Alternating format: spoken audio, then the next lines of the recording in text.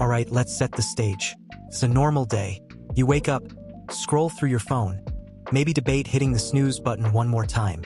But then boom, your news feed is flooded with the same terrifying headline. The sun is falling. Not in some poetic end-of-summer kind of way. No, the actual sun, that giant ball of nuclear fire that keeps us all alive, is now hurtling towards Earth. At this point, you're probably thinking, wait, what? How does the sun even crash into Earth? Isn't it like super far away? Yes. The sun is 93 million miles, 150 million kilometers, away. Which is a good thing because if it were much closer, we'd all be living inside a giant oven set to broil. But hey, since we're in hypothetical mode, let's say something breaks the laws of physics.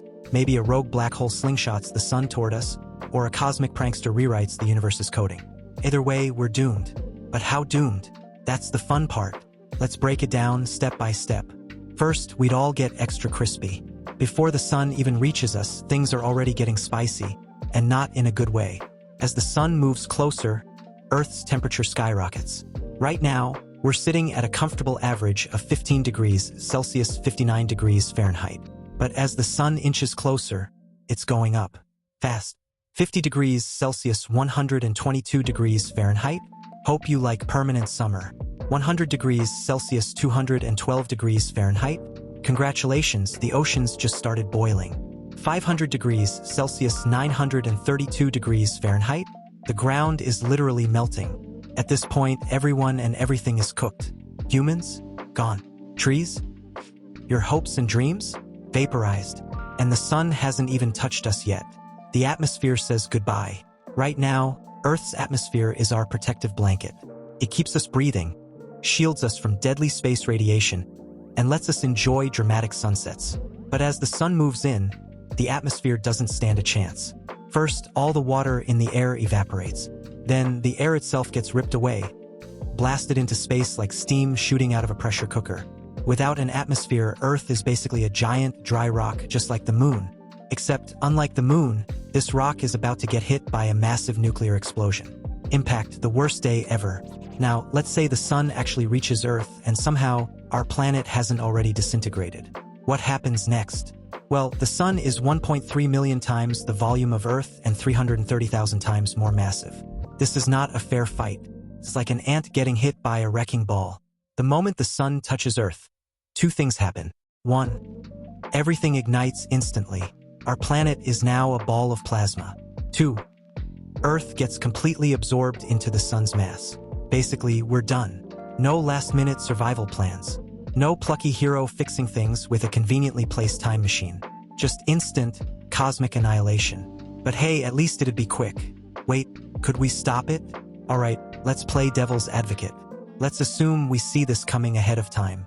Could we, somehow, stop the sun from crashing into us? The short answer? Absolutely not. The long answer? Still no, but let's pretend we try. One idea could be moving the Earth out of the way. Sounds simple, right? Just nudge our planet into a new orbit and let the sun sail past harmlessly.